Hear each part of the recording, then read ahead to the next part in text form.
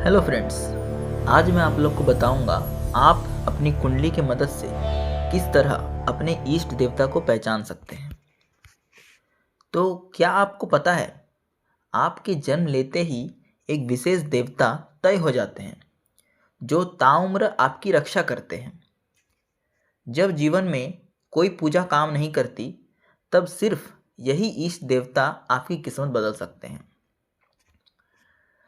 वैसे तो दोस्तों, बहुत सारे लोग बहुत सारे भगवान को मानते हैं, पर इष्ट देवता उनको उनके जीवन में जो फल दे सकते हैं वो कोई और देवता नहीं दे सकता है, क्योंकि इष्ट देवता उनके कुंडली से ही आया है, तो वो कभी गलत नहीं होगा। लेकिन 99% लोगों को पता ही नहीं है कि उनके इष्ट देवता कौन है।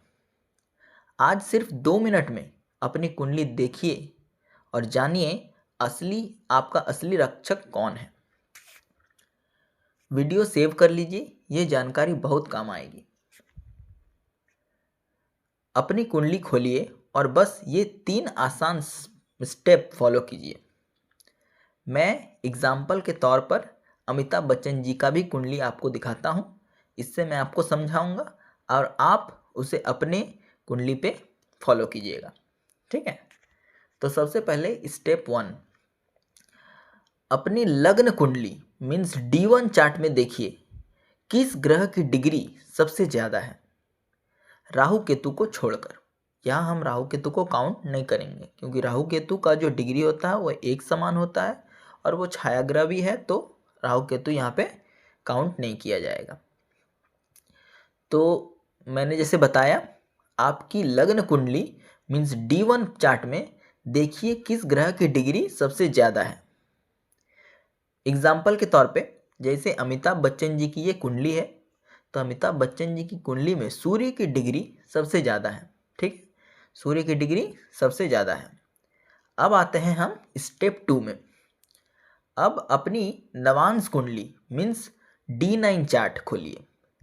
देखिए वो सबसे ज़्यादा डिग्री वाला ग्रह जो हमने पहले लिया था वह किस राशि पर बैठा हुआ है।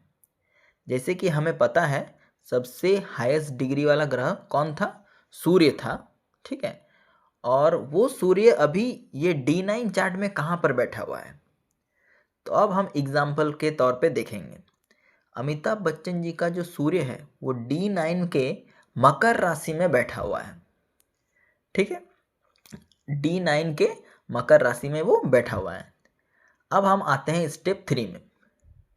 अब उस राशि से 12वें घर आगे गिनिए। अब जहाँ वो बैठा हुआ है वो सूर्य D9 के कैप्रिकॉर्न में बैठा हुआ है।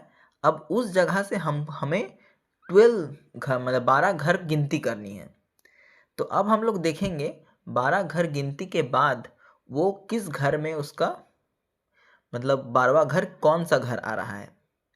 तो मकर से 12वां घर हुआ धनु, ठीक है।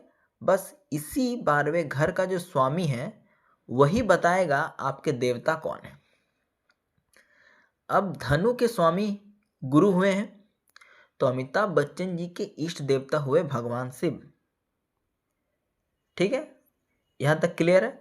अब आप भी अपने 12वें घर के स्वामी को पहचानिए और इस लिस्ट से अपने देवता चुन लीजिए। इसका स्क्रीनशॉट अभी ले लें। जैसे ये एक चार्ट हो गया। अब आप अपना इष्ट देवता को निकालिए और उसके अनुसार उसके आपका जो हाईएस्ट जो प्लैनेट है उसको देखिए और उसके अनुसार जो आपका इष्ट देवता है उसको आप यहाँ से पहचान लीजिए और इसकी आराधना आप करें। आप अपने जीवन में आपको सही लाभ आपको दिखेगा। तो कौन निकले आपके रक्षक, कमेंट में उनका नाम जरूर लिखें। अगर आपको कैलकुलेशन में दिक्कत आ रही है तो अपनी डेट ऑफ बर्थ और टाइम कमेंट करें, मैं रिप्लाई में आपके इस देवता का नाम बता दूंगा। ऐसे ही ज्योतिष के गहरे राज जानने के लिए स्पिरिचुअल वर्स को अभी सब्सक्राइब करें। जय श्री राम।